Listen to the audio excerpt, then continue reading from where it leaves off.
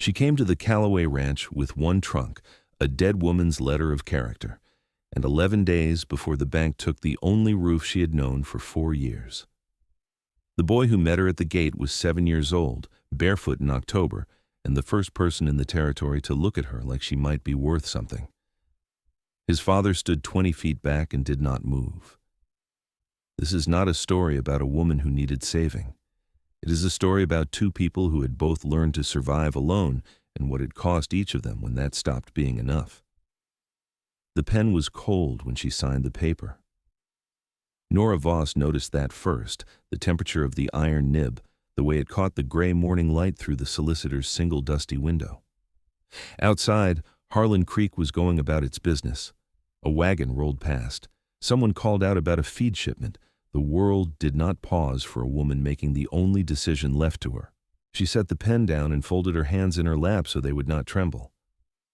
"The arrangement is 6 months," said Mr. Fitch, not looking up from his copy of the contract. "Either party may petition to dissolve at term's end, provided the mutual household contribution terms have been satisfied." "I understand the terms," Nora said.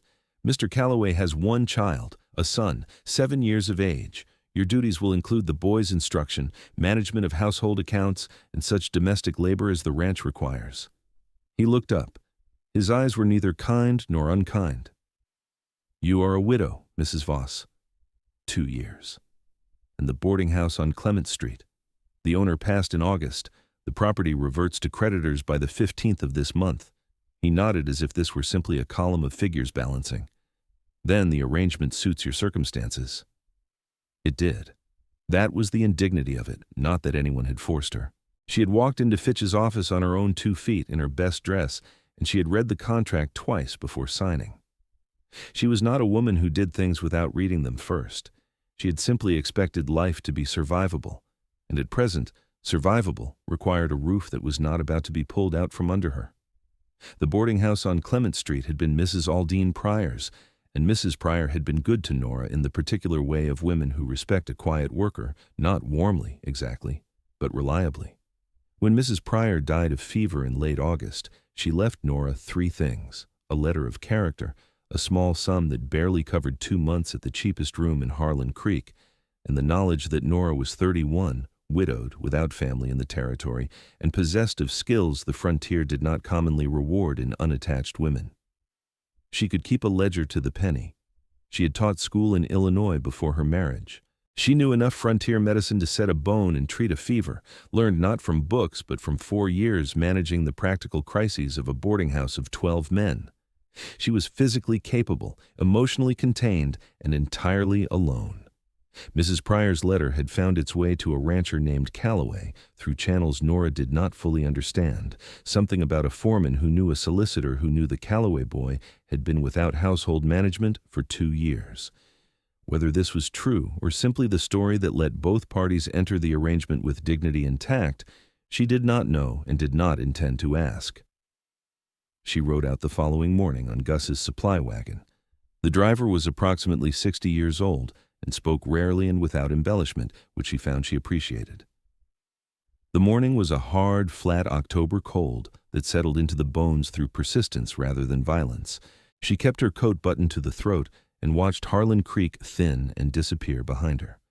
The Calloway Ranch came into view around midday, a cluster of weathered structures against a sky the color of pale ash. The main house was larger than she had expected and in worse repair than she had hoped. 2 stories, a covered porch running the length of the front, 1 upper window boarded, the paint long since stripped to bare gray wood. Behind it, a barn in better condition. Someone had cared about the barn. It looked exactly like what it was, a dying operation held together by determination and pride. The wagon had not fully stopped when she saw the boy. He came around the barn at a run, barefoot despite the cold ground, trousers 2 inches too short, a shirt with a missing button at the collar. He stopped at the gate and looked up at her with the directness of children who have not yet learned to disguise their curiosity. "Are you the new lady?" he asked. "I am." She climbed down without waiting for assistance and crouched to his level in the dust. His feet were red with cold. "What is your name?" "Eli." "I'm Mrs. Voss." "It is cold, Eli. Where are your boots?" He looked at his feet as if he had forgotten they were there, in the barn. Then let's go find them before you lose a toe. He laughed, a short, surprised sound, and she stood, and that was when she heard the step on the porch. Calloway was taller than most men she had known, broad across the shoulders, wearing a coat that had seen better years and a hat pulled low against the gray sky. His face was weathered and still, not the stillness of rest, but of a man who had long since stopped spending energy on expressions he did not mean. He stood at the edge of the porch and looked at her with dark eyes that gave nothing away, and he did not come down the steps. She met his gaze for a moment, then looked back at Eli. "Boots first," she said. "Then you can show me where I'll be staying." She heard Cole step off the porch. He moved past her to the wagon, lifted her trunk without comment, and carried it toward the house. He did not speak to her. He did not look at her again. Eli slipped his small hand into hers without asking permission and pulled her toward the barn. The interior smelled of hay and horse, and the dusty warmth of animals in an enclosed space, and after the flat cold of the plains it felt almost gentle. Eli's boots were tucked beside a post near a roan horse that watched her with calm, intelligent eyes. She held the boots while the boy sat on a hay bale and pulled them on, his tongue pressed between his teeth with the effort of the laces. "Papa said you probably wouldn't stay," he said. She paused. "Did he?" "He said women don't usually stay." She looked at the boy, his serious face, the missing button, the cold, reddened ankles. She thought of the contract in her coat pocket and the 11 days that had brought her here. "Well," she said, handing him the second boot, "I'm not most women." Eli looked at her with those dark, considering eyes. "I know," he said, as if it were plain. The kitchen was cold when she entered it. The iron stove had not been lit for some hours, and the smell of last night's burned coffee still hung in the air. The table was scarred wood, the surface ringed with 100 cups. The window above the wash basin was clean, which surprised her. Someone had been keeping the window clean. Cole stood in the hall doorway and said, "Supper is usually at 6. I will need to know the state of the household accounts," she said without turning, "when you are ready to show them." A pause. "The accounts are my business," she turned calmly. "Your solicitor's letter specifically listed household account management among the arrangement terms. I am asking about what comes in and goes out for the purpose of running this house. If I am to do that work, I need to know what I am working with." He held her gaze with that flat, unreadable look. "I'll bring the book tonight," he said. "Thank you." He turned and walked to the front door and was gone, and Eli appeared at her elbow. "He doesn't talk much," the boy said. "I noticed. He's not mean. I didn't think he was." Eli considered her for a moment. "Will you stay?" he asked, "even if it's hard?" She looked at the cold stove and the scarred table and the clean window, and she thought about the bank in the 15th. "Yes," she said, "I will stay." Eli exhaled as if he'd been holding his breath a very long time. He moved to the stove and began, with the practiced efficiency of a child who had been doing it far too long, to lay the kindling for the evening fire. She found the flint on the shelf where any sensible person would keep it, crouched beside him, and helped. Outside, the wind came off the plains in a long, low note. The light was going. In the kitchen, a woman who had been given 11 days to change her life built a fire with a 7-year-old boy who had not asked her for much, only that she stay. 3 days passed. Nora did not measure them in hours, but in tasks completed, each one a small claim staked on the usefulness of her presence. She reorganized the larder by season and frequency of use. She assessed Eli's reading. He was behind in letters but sharp in numbers, a boy who could add a column in his head faster than she could write it. She wrote a letter to the Hargrove creditors regarding the November mortgage payment and left it on the kitchen table for Cole to review. It did not come back with corrections. She took that as provisional agreement. Cole himself was a presence. She learned the shape of the way you learn a house in the dark, by moving carefully and noting where the solid things were. He rose before she did. He was in the barn, or the north pasture most of the day. He ate supper without comment, which she found easier than praise would have been. Praise would have required her to acknowledge she was trying to earn something. His silence simply allowed her to do the work. On the 4th morning, She found her window reglazed. She had not heard it done. The putty at the sill was still pale gray, not yet fully cured. She pressed a finger to it gently, still soft. He had done it before dawn. She stood at the window and looked out at the frost-pale plains. Then she went down to start the stove. Cole was at the kitchen table when she entered, a rare thing, him being indoors before his first round of chores. He was reading the Hargrove letter. He did not look up. She moved past him, built the fire, filled the coffee pot. Neither of them spoke. After a while, the stove took hold and the smell of coffee began to fill the room. "You changed the terms," he said. "I reframed them. The debt is the same. The payment schedule is more credible." He set the letter down. "Hargrove is not a patient man. He's a man who prefers payment to foreclosure. Most creditors do. I gave him a written plan he can hold in his hand." She set a cup in front of him. "If he declines, we are no worse than we were. If he accepts, you have until spring to meet the first reduced payment."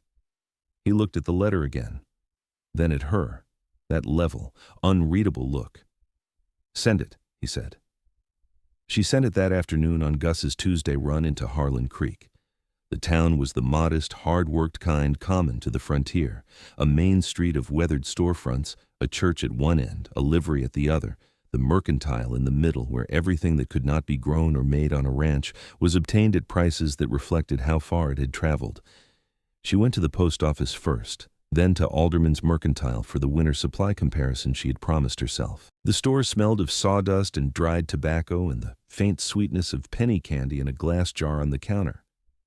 She was at the dry goods shelf writing down prices when she heard her name. Not her name exactly, but a description that amounted to the same thing. "The Calloway woman," said one of two women near the fabric bolts, in the not quiet voice of someone performing discretion while intending to be heard. "Nobody knows her family. She's a widow, from back east, managed a boarding house. The tone arranged those three words into a verdict. Nora kept her eyes on the shelf and continued writing. At the counter, Alderman looked at her with the careful neutrality of a man who did not yet know whether she was worth his time. "Voss," she said, "I manage the Calloway household. I want to discuss your pricing on winter staples before I place a significant order. Your current rate on flour is 14 cents above the Grange Cooperative for an equivalent sack. I am offering you regular business across a full winter season in exchange for a fair adjustment." Alderman looked at her notebook, then at her. 8 cents on the flour, he said. 10 on the flour, 8 on the cornmeal, 6 on the sugar, and net 30 terms through March. A pause. "Done," he said. He sounded faintly as if he had not expected to say that. The two women at the fabric bolt had gone entirely quiet. Nora was at the hitching post waiting for Gus when a woman she did not know approached, older, perhaps 60, with a weathered face and dark, direct eyes that missed nothing. "Margaret Holt," the woman said. "I have the place 3 miles east of Calloway's. You handled that well in there. I handled it practically. In this town, those are the same thing." Margaret studied her for a moment. "Cole Calloway has not had easy years, the boy even less so. I know enough of his situation. Enough to help? Enough to try." Margaret nodded, the nod of a woman who has seen enough to recognize when something is moving in the right direction. Then she turned and walked back toward the far end of the street without looking back. The ride home was cold, the late afternoon coming down fast and gray. Nora worked her supply figures in her notebook while Gus drove in his usual silence. By March, if the Hargrove terms were accepted, if the winter order came in at the new rate, if the spring herd ran stronger than the fall, it was a great many ifs. But they were workable ifs. That was more than she'd had a week ago. She heard the commotion before she saw it. Half a mile from the ranch gate, voices carried across the cold air. Not words, but the tone of them, raised and sharp. 2 horses stood outside the gate. One she did not know. Gus reined in. As they drew closer, she made out Cole on the far side of the gate, very still, and a third man in the road with his back to them, a heavy-set figure in the clothes of money, not work. "The offer is still open," the stranger was saying. "Gets less generous with time." "The property is not for sale," Cole said. "Every property is for sale, Calloway. Some men just need longer to understand that." The stranger turned at the sound of the wagon wheels. He looked at Nora with slow, flat, pale eyes, the eyes of a man who was comfortable with the weight of his own gaze. Harlan Vane, he said, loudly enough to carry. Vane Consolidated Cattle Company. I expect we'll be meeting properly very soon. He touched his hat brim and rode away without hurry. Nora climbed down from the wagon and crossed to the gate. Cole was watching Vane's retreating figure, the line of his jaw set hard. Is he the one making offers, she said, or the one making threats? A long pause. The wind moved through the fence posts with a low, dry sound. Both, Cole said. She looked down the empty road. Then I need to see everything he holds against you.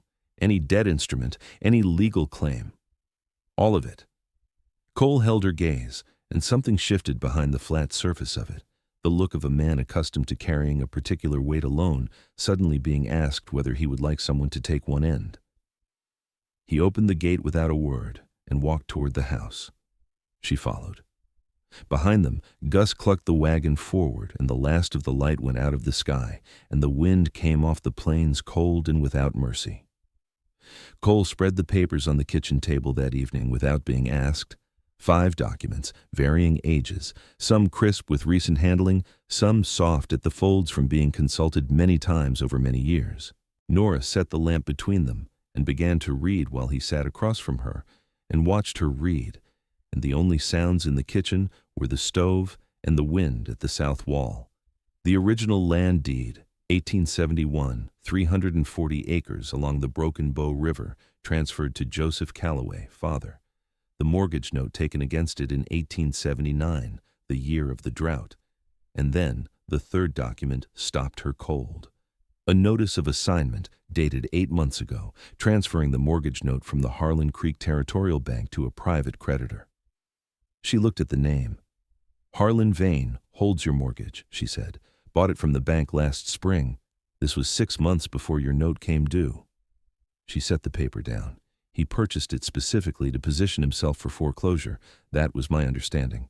She picked up the fourth document, a letter on good stationery, cordial language, and offered to purchase the Calloway land at perhaps 60% of its actual value, presented as generosity. She read it twice. Then she looked at both documents together. He is building a record, she said. A written offer declined establishes that he approached you fairly. If he moves to foreclose, he points to this as evidence he gave you a way out. She picked up the fifth document, a follow-up letter, less cordial, reminding Cole of the November schedule. He is documenting everything, which means we need to as well. Cole was watching her. She turned the assignment notice over. The Hargrove letter I sent. You addressed it wrong. He stiffened. I sent it to the address on the note. The note is 2 years old. The assignment moved the account to Vane's company. The correspondence address is in the 3rd paragraph of this letter. She wrote it down. Every communication you have sent to Hargrove has gone directly to Vane. He knows your exact financial position. He has been watching it for 8 months. Cole's jaw tightened. She watched the muscle in it work once, then still. What does that do to the payment plan? He said. It complicates it. He does not want payment, he wants the land. But he cannot refuse a payment in good faith without legal consequence. If we send the November payment to the correct address with a written plan and he refuses it, we have documented his refusal. She paused. Either way, he loses a move. Cole looked at her for a long time. Something in that steady gaze was different tonight, less evaluation, more something he did not yet have a name for. Where did you learn this? He said. My husband was a furniture manufacturer in St. Louis. A good man and a poor businessman. He carried debt for the last 3 years of our marriage. She said it without bitterness. It was simply what had happened. I could not save his business, but I understood afterward everything he had done wrong. The fire settled in the stove. She turned to the supply column and went through it methodically, marking, questioning, crossing through one entry entirely. You are paying Alderman's rate on flour and cornmeal, she said. I have already negotiated better terms. Over a winter, that is a meaningful difference. She looked up. I can make the case to Vane's holding company for a partial payment and a written plan for the remainder. Creditors prefer a plan to a silence. You've done this before. Yes. He was quiet. Then, with the faintest shift at the corner of his mouth, barely the ghost of it, all right. She reached past him to straighten the lamp wick before he could, and their hands were briefly within inches of each other above the table, not touching, but near enough that she felt the warmth of it. He stepped back. She adjusted the wick. Neither of them acknowledged that anything had happened. "I appreciate what you're doing," he said. He did not look comfortable saying it. "I didn't do it for appreciation. I did it because failing serves neither of us." He held her gaze once more, then walked down the hall. The next morning she was in the south barn before he was. One of the yearlings had been off feed, a gray colt standing apart from the others, ears slightly back, belly tucked. She moved into the stall slowly, spoke to him in a low, even voice, ran her hands along his flank and down to the belly. Not colic, the gut sounds were normal. She crouched at his feet, lifted each hoof, cleaned the frogs, left hind, warm along the coronet band, the beginning of a sole abscess. She was crouched in the hay, skirt pooled around her, when Cole came in. He stopped at the stall gate and said nothing. "The gut sounds are normal." "It is not colic," she said without looking up. "There is heat in the left hind coronet. Soak the foot in warm, salted water twice daily. If he is still off feed tomorrow, call the farrier. If he takes feed today, you have 4 or 5 days before it becomes urgent." She set the hoof down carefully and straightened. Cole was watching her from the gate with an expression she had not seen on him before. Not the assessment look. Something quieter, the quality of a man encountering something unexpected and not yet having a category for it. She brushed the hay from her skirt. "I will need the Epsom salts from the larder." "I know where they are," he said. He brought them without another word. He filled the bucket at the pump while she mixed the salt, and then he stood at the gate while she settled the colt's foot in the bucket and held it there, one hand on the animal's withers, speaking quietly to him, patient and unhurried. She heard Cole exhale behind her, long and slow. The kind of breath a man releases when something he has been holding tightly loosens, just barely, for the first time in a long while. After a moment, he picked up the curry brush from the hook without being asked and began working on Scout in the adjacent stall. His rhythm and hers were different tempos at first. Then, gradually, without either of them deciding to, they became the same. Eli found them there when he came for his morning feed. He stood at the barn door, looked at his father at the roan's flank and Mrs. Voss at the colt's foot, both quiet in the gray morning light, and his face did something he was too young to hide. He smiled, not at either of them, just at the fact of it. Then he slipped past them to the feed bins without a word, as if he did not want to disturb something that had only just begun to be. By the 4th morning, the colt was taking feed again. Cole reported this at supper by setting down his fork and saying, simply, "The gray ate this morning," then returning to his meal. "Good," Nora said. Eli looked between them, and she caught the motion from the corner of her eye and kept her face carefully still. That afternoon, she rode back into Harlan Creek with the rewritten letter addressed to Vane's correct correspondence office, the November payment voucher, and the revised plan. She sent it by registered post and noted the cost precisely in the household ledger. On her way out of the post office, she passed one of the women from the mercantile on the boardwalk, the one with the not quiet voice. The woman looked at her. There was a half-second of calculation, a weighing. Then the smallest nod. Barely. And she walked on. Nora did not make anything of it. She simply noted it the way she noted everything, and filed it in the column that was not yet labeled, but was filling in, steadily, with evidence. The ride home was cold but dry, a thin, high blue sky over the plains. The Calloway ranch came into view at the distance she was beginning to recognize, the specific angle of the barn roof, the line of the porch, the pale smoke from the kitchen chimney. She recognized it now the way you recognize a place you have been long enough to stop preparing for. The lamp was already lit in the kitchen window. She was not sure when that had begun to matter.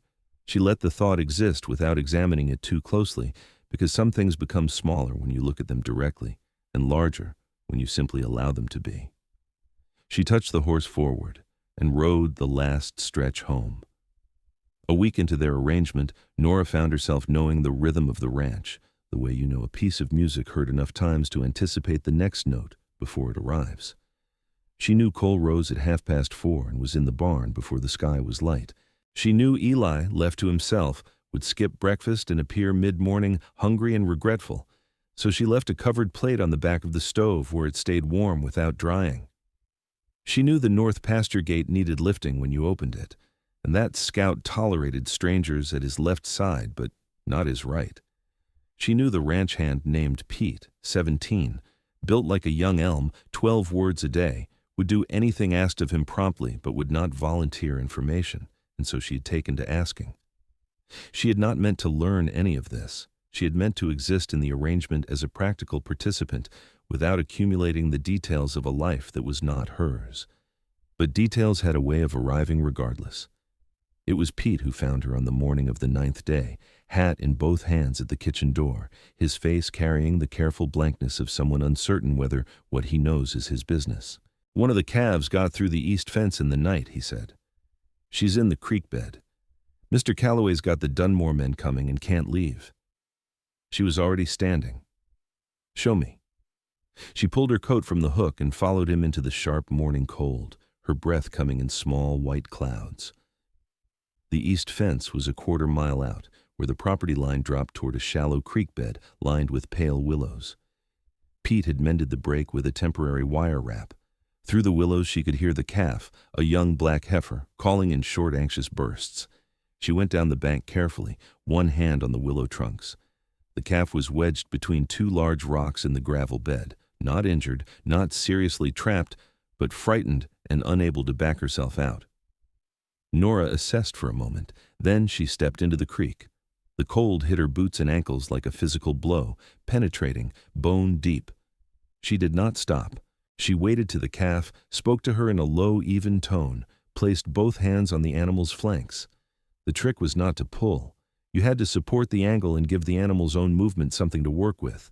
She shifted the hindquarters sideways. The calf scrambled. She shifted again, planted her feet in the gravel, guided the animal's nose toward the open path between the rocks. The calf lurched forward twice and freed herself in a sudden burst that sent icy water across Nora's skirt to the knee. The heifer scrambled up the bank. Pete caught her lead and looked back at Nora with open, unconcealed surprise. She climbed out of the creek. Her boots were soaked. Her skirt from the knee down was soaked. The cold was extraordinary, a living thing climbing her legs. She did not remark on it.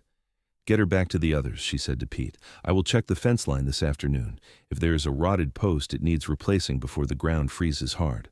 Pete looked at her a moment longer, the recalibrating look, the look of a person adjusting figures that had come out different from expected. "Yes, ma'am," he said, and led the calf away. Nora walked back toward the ranch house quickly because there was nothing else to do about wet boots except move. She did not see Cole until she was halfway across the yard. He had come out of the barn. The Dunmore men must have left, and he was standing at the corner of the building with a coil of fence wire over one shoulder, watching her cross the yard in her soaked state. She did not know how long he had been there. She met his eyes as she passed. She did not explain. He said nothing. But he turned and watched her reach the porch steps, and she felt the quality of his attention on her shoulders like a hand, not intruding, not pitying, something else entirely, something that had no word she was prepared to use. She went in, changed, put her wet boots by the stove, and came back down to finish the supply list. At supper, Cole said, "Pete told me about the heifer. She's fine. Back with the others." Nora reached for the salt. The third post from the creek is rotted at the base. It needs replacing before the next hard freeze. "I'll replace it tomorrow." "Good." That was all. Eli ate his beans. The stove ticked. The wind moved across the plains and around the house and went on without them. This is Dusty Vows, where stories like hers live. Women who were underestimated. Men who did not yet know what they were missing.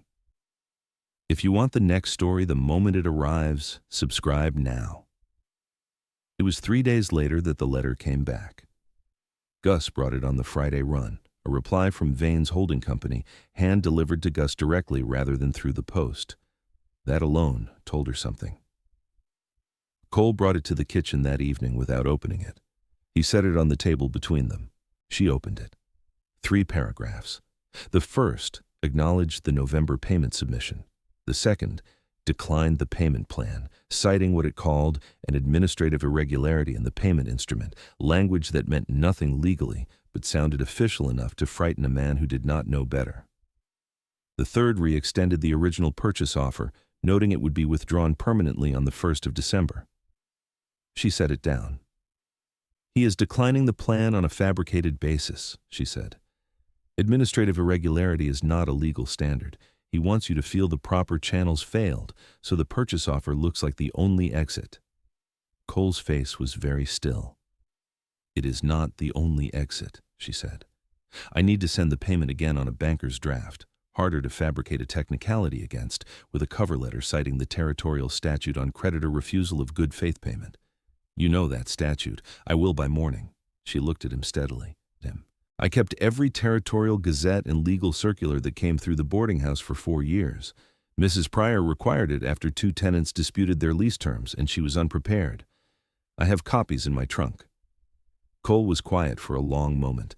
The wind had picked up outside, a real wind now, pressing at the windows and finding the gaps. "Vane has men," he said, "not just lawyers. He has moved cattle off neighboring land before. Nothing came of it. Then he is a man who believes consequences do not apply to him." She kept her voice level, which means when one arrives it will surprise him considerably. Something shifted behind his eyes, not warmth, not yet, but the place where warmth might, in time, take root. "Nora," he said. It was the first time he had used her given name. He said it the way you say something you have been holding in your mouth without meaning to speak, the word arriving before the decision was made. They both heard it. He looked as if he would not have chosen it, given the chance again. "I'll get the Gazette from your trunk," he said. "Tell me which box, the smaller one. Brown leather, brass clasp." He went. She listened to his boots on the stairs above her and felt the wind press at every wall, and she thought about the 1st of December. 18 days. She pulled the pen toward her and began to write. He said her name differently that time, and they both heard it. "Tell me, did you feel that shift, or was it only her? Leave your answer in the comments. I read everyone." Now, back to the story. The Territorial Gazette was thinner than she had hoped and more useful than she had feared. She found the statute on the 43rd page of the 1882 Kansas Territorial Commerce and Debt Instruments Circular, one dense paragraph, clear in its essential meaning. A creditor who declined a good faith payment instrument for any reason other than documented fraud forfeited the right to accelerate the debt for 60 days from the date of refusal. 60 days, not salvation. But a wall between the Calloway ranch and Vane's deadline, and a wall was what she needed. She worked by lamplight until nearly midnight. She cited the statute by section and year. She named the payment instrument. She used the phrase "declined without lawful basis" in the second paragraph and let it sit there, plain and unqualified, the way a fact sits when it is simply true. Cole came down once, around 10, and paused at the doorway. "Go to bed," she said without looking up. "I will show you in the morning." She expected resistance. He went. She heard him pause on the second stair, just a beat, and then continue up. In the morning, she set the finished letter and the banker's draft beside his coffee cup. He read them standing at the back door, Scout visible through the window beyond him, the plains frost-white in the early light. "You put his refusal on paper," he said. "I named it. He refused in a letter. I cite the statute it violates and submit a second instrument he cannot refuse on the same false grounds without compounding his legal exposure. He will not like this. No." She poured her own coffee. "He will not." She sent the letter that morning with Pete, who rode it into town on the faster horse and returned before noon with a receipt, and the information, volunteered by Gus at the livery, that Vane had been at the county recorder's office 2 days prior, asking questions about the Calloway deed. Nora received this without changing her expression. "Thank you, Pete," she said, and he nodded and went to find Cole. She stood in the yard a moment with the receipt in her hand. He was looking for a defect in the deed, an irregularity he could use in a legal challenge if the payment strategy failed. She went back inside and found the original land deed and read it again, carefully, every clause, every boundary description. She was on the 3rd page when she found it. The eastern boundary markers were set in 1871, referencing a creek junction that had since shifted in the flooding of 1878. If Vane's lawyers argued the eastern 40 acres were improperly described, they could cloud the title, and a clouded title could complicate any forced transfer, but only if he made the argument first. She needed a surveyor to confirm the current creek position before Vane filed. She was writing the list of what that required when she heard the hoofbeats. 2 riders coming through the gate without stopping, fast and deliberate. She was at the window before she had decided to move. Cole came around from the barn unhurried, which was not unhurry at all, but controlled forward motion. Pete was behind him. The larger of the 2 riders leaned from the saddle and said something. Cole stood below them and did not move. The rider looked directly at the kitchen window, directly at her. He smiled in a way that had nothing pleasant in it. They turned and rode out. Cole came inside. "What did they say?" she said. He crossed to the stove and poured coffee, and the deliberateness of it told her he was buying a moment. Cole. She said his name plainly. Not a demand. A line drawn. He turned. "They said Vane is filing a title challenge, Eastern Boundary. They wanted me to know before I read it in a document. They wanted you frightened." "Yes? Are you?" He looked at her steadily. "I've been frightened for 2 years. I'm used to it." She crossed to the table and opened the deed to the Eastern Boundary page. She pointed to the creek junction marker. "This is what they are using. I need a surveyor to confirm the current creek position before Vane files. If the new position falls within the described boundary, his challenge fails." He looked at the deed, then at her. "You found this today, this afternoon, while Eli was doing arithmetic." A long silence. The stove ticked. Outside, the first thin needles of snow began to fall, tentative and dry, the kind that comes before the real snow as an announcement. "I know a surveyor in Pratt," Cole said. "He'll come out for $10. Send for him tomorrow." Cole nodded. He looked at the deed, then at the window where the snow was thickening against the glass.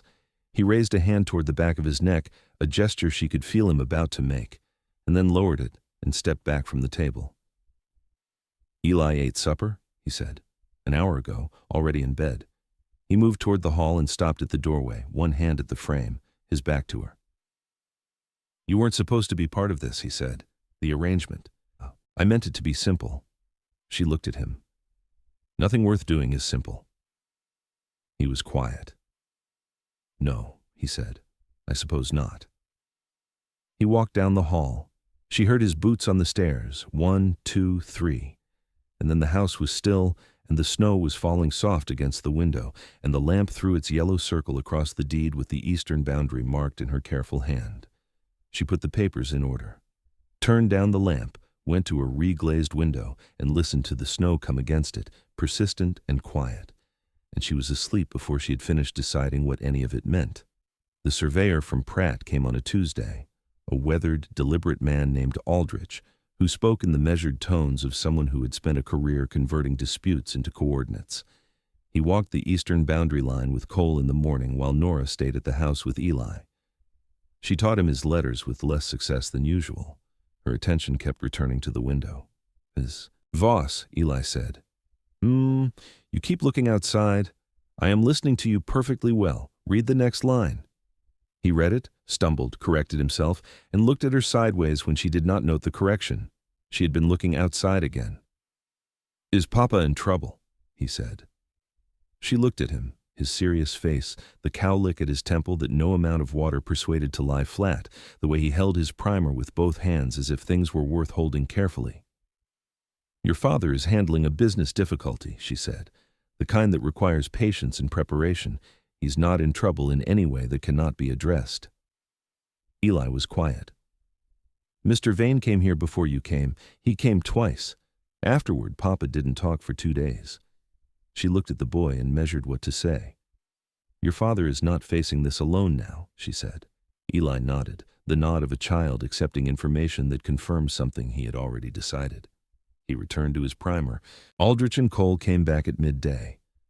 From the way Cole moved, purposeful, not fast, she knew the news was not bad. She had coffee on the stove and biscuits on the table when they came through the door. Aldrich sat and warmed his hands around the cup. Creek Junction is 14 feet inside the current surveyed boundary, moved south in the 78 flood. But the original deed description allows for a 3-rod variance in the survey language, standard practice in the 71 surveys. The eastern 40 acres is clean. Any challenge on the 71 markers fails against the variance clause. Nora read his field notes carefully. The variance clause was there, plain as anything. Boilerplate language Vane's lawyers had either not examined closely or had assumed Cole would not know to examine in return. "I will need a written certification," she said to Aldrich. "Dated, signed, witnessed, citing the variance clause by instrument number." He looked at Cole. Cole said nothing. Aldrich looked back at her. "I can have it by Thursday." "Wednesday," she said. "Please." It arrived Wednesday as promised, and that afternoon, Nora wrote the third and final letter to Vane's holding company, the one she had been building toward since the first. She attached the surveyor's certification, the statutory citation, and a clean summary of Vane's documented pattern, the fabricated irregularity, the deadline pressure, the attempted boundary dispute, each one dated and sourced. The letter itself was a single page. It did not threaten. It simply named what had happened and what the territorial statute said about it. Cole read it standing. "You could have been a lawyer," he said. "Women are not admitted to the bar in this territory." "I know." A pause. "That is a loss for the territory." She was quiet for a moment, receiving that. It was plainly said, not a compliment constructed for effect, but an observation delivered the way he delivered everything, as a fact that simply needed saying. She sealed the envelope. They were in the barn that evening, Cole checking the gray colt's foot, which had healed cleanly, and Nora doing the evening feeding while Pete had his half-day off, when Margaret Holt appeared at the barn door. She came alone, on horseback, in the last of the light. She dismounted and looked at the two of them, Cole at the colt stall, Nora at the feed bins, and her dark eyes moved between them the way a reader's eyes move across a page. "Heard Vane's men were out here," she said to Cole. "They came, heard they made a threat. They delivered a message." Margaret looked at Nora. "And?" "We replied," Nora said. Margaret's mouth shifted, not quite a smile, more the expression of a woman who recognizes when something is moving in the right direction and feels no need to elaborate. "Vane pushed the Dunners off their east parcel 3 years ago," she said. "They were alone. He counts on a loan." She looked at Cole. "You are not alone." Cole said nothing, but the way he was standing, the particular geometry of his position in relation to Nora, closer than it would have been a month ago, said what his voice did not. Margaret Holt saw it. She nodded, collected her reins, and rode back into the dark. The barn was quiet after she left. The colt stood solid on all 4 feet. Nora ran her hand down his leg once more, just to confirm it, then straightened and turned, and they were closer than she had measured, the narrow space between the stall gate and the feed bins, the lamp above them throwing unsteady warmth across his face. He raised a hand toward her shoulder, slow and deliberate, reaching. His fingers were inches from the fabric of her sleeve. Then something in him shifted, and the hand lowered, and he stepped back. She watched him go to the barn door and push it open, holding it against the wind so she could pass through without it taking from her. She passed through. He fell into step beside her, across the yard toward the lit kitchen window, and the snow that had been threatening all day had finally begun, soft and thin, and neither of them mentioned it. They walked back to the house through the first real snow of winter, as if walking beside each other was something they had always done and intended to go on doing. The letter reached Harlan Vane on a Friday. She knew this because Vane came to the ranch on Saturday morning, and a man like Vane did not come personally unless something had reached him that his men could not manage. She heard the single rider from the kitchen, where she was working the morning bread, the dough warm and resistant under her palms, the smell of yeast and flour filling the room. She wiped her hands on her apron and went to find Cole. He was already on the porch. She came to stand beside him, not behind him, beside him, and Vane pulled up in the yard and looked at the two of them with an expression that had adjusted from its usual easy cordiality into something cooler and more careful. "Calloway," he said. "Vane." His pale eyes moved to Nora. "Mrs. Voss," she said, before he could assign her a description she had not chosen. "I received your letter." His smile carried nothing warm. "Good. Then you know your title challenge has no legal foundation, and that your refusal of a good faith payment instrument is documented against the relevant statute." He was recalibrating. She could see it. the slight adjustment behind those pale eyes, the effort of encountering a situation that had not shaped itself as expected.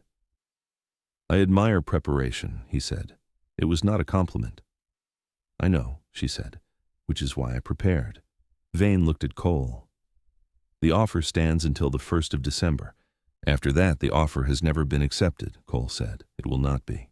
The mortgage is being serviced, in writing, with documentation." Cole's voice was level and final, the voice of a man who has stopped being afraid of a particular conversation. "Any further interference with this property will be addressed through the county recorder's office and the territorial court. Mrs. Voss has prepared that correspondence as well." She had. It was in the kitchen, sealed, ready to post if this visit ended in anything other than retreat. Vane looked between them. He was not a man accustomed to a closed door, and there was something in the set of his jaw that told her he was looking for the angle he had not yet tried. "You have the surveyor's certification on the eastern boundary," he said. "Not a question." "Filed with the county recorder's office as of yesterday," she said. "Your lawyers will find it there." She had sent Pete with it Friday afternoon. She had prepared 2 copies and kept one in the household files under the entry she had labeled Land Defense, a column heading that had not existed in the Calloway ledger 1 month ago. Vane was quiet. Then, with the control of a man who has long practiced disguising losses as temporary delays, he turned his horse's head. "I'll be in touch," he said. "We will be here," Cole said. Vane rode back through the gate without looking back, and the sound of his horse faded down the road until there was only the wind and the distant cattle in the north pasture, and the thin winter light on everything. Cole let out a long, slow breath. Nora turned and went back inside to her bread. He followed. He stood in the kitchen doorway while she returned to the dough, pressing the heel of her hand into it, folding, turning, the motions returning before she had consciously decided to resume them. "He'll try something else," Cole said. "He may. But he has lost his 2 best instruments. Whatever he tries next comes from a weaker position against a documented record. He will think about the cost of continuing." She folded the dough. "A man like Vane moves when the cost is low. We have raised the cost." Cole came fully into the kitchen, not the doorway, and sat at the table. He watched her work in a silence that had nothing uncomfortable in it, the kind that arrives when 2 people have been through something together and are on the other side of it. Eli appeared from the sitting room, drawn by the smell of bread. He looked at his father at the table and Nora at the counter in the particular quality of the room, and something in his face went very still and then very open. "Is the man gone?" he said. "He is gone," Cole said. Eli sat beside his father, elbows on the table, chin in his hands, and looked at Nora with those dark, serious eyes. "Mrs. Voss." "Eli, will you stay?" He asked it the way he had asked it the first morning, plainly, without embarrassment. Not the arrangement. "After. Will you stay?" The kitchen was very quiet. Cole was looking at her, not the assessment look, not the controlled look. Simply looking, a man waiting for an answer he wanted and had not allowed himself to ask for. She pressed the dough once more, folded it, set it in the pan and covered it with the cloth to rise. Then she turned and looked at the boy, at his serious open face, his father beside him with the same quality of waiting in every line of his body. "I'm not going anywhere, Eli," she said. The boy exhaled, the long breath of a child releasing something held too long. Cole said nothing. But something in him changed, the way the sky changes when a front passes through, not dramatic, simply an alteration in the quality of the light. He reached across the table and laid his hand briefly over Eli's, the way fathers do when they cannot say what they feel, and so they touch instead. The bread needed an hour to rise. Eli opened his primer without being asked and began to read aloud, carefully, improving, and she listened while she worked, and the stove sent warmth into every corner of the room, and the winter light lay clean across the plains outside the window. That evening Cole found her on the front porch at dusk. She had gone out for a moment of cold air after the supper dishes, the kind of cold that clears the mind rather than burdens it, and he came to stand beside her at the porch rail, looking out at the plains going dark under a sky the color of iron and rust. They stood in silence. The cattle moved at the far edge of the north pasture, slow dark shapes in the fading light. The arrangement, Cole said. 6 months. Yes, I would like to renegotiate the terms. He stopped, started again, and she understood it cost him something. Not the household duties, not the accounts, not the boy's instruction. He looked at her. Those are not what I'm talking about. I know what you are talking about, she said quietly. He turned to face her. The last light was on his face, the weathered stillness of it, the dark eyes that had given nothing away for 30 days and were giving everything now. Nora, he said. The third time. No accident in it, no spillage. Chosen, deliberate, the full weight of a man saying the one thing he had been moving toward since the first cold morning she had crouched in his barn and put boots on his son's feet. She looked at him for a long, steady moment. She thought about the solicitor's desk and the cold ink and the contract signed when survival was the only category available. She thought about what had grown in the space between survival and this porch, this man, this evening. The terms of an arrangement, she said, are whatever the parties agree to. He was quiet. I stayed because I chose to, she said. Not because of the contract, not because of the bank or the deadline, she paused. Because this is worth staying for. He moved one step, closing the distance at the rail. His hand came to rest beside hers, not covering it, simply beside it, close enough that she felt the warmth of him against the cold night. She turned her hand palm up. He looked at it. Then he took it, her hand in his thumb crossing over her knuckles with the careful deliberateness of a man handling something he understands to be irreplaceable. They stood like that in the last light, the plains going dark, and the ranch settling into evening with the solidity of a thing that has endured a great deal and intends to endure more, and it was quiet and cold and entirely, irrevocably chosen. Inside, through the window, the kitchen lamp was lit. Inside, Eli was reading aloud to himself from his new primer, slowly, carefully, sounding out each word. His voice came through the glass, faint and muffled, a child reading in a warm room while the world outside held together. Cole's hand was warm in hers. The stars came out above the plains, one and then another, and the night was very large and very clear, and in the middle of it a lit window and a front porch, and two people who had walked into a contract for survival and walked out of it into something that had no legal term and required none. She had 7 days left until the original deadline. She had stopped counting them a week ago. That was how she knew. She proved that a life narrowed down to nothing could be rebuilt from plain work and honest presence. He chose her without announcement, in reglazed windows and borrowed Epsom salts and a hand held at a porch rail in the dark. Tell me, would you have signed that contract or walked away when the bank came calling? Leave your answer below. Next week, a woman named Iris arrives at the edge of a Nevada mining claim carrying a deed in a dead man's name and a secret that could bring the whole territory down, and the sheriff who is supposed to run her out is the only man who knows she is telling the truth. Subscribe now so you do not miss the next story.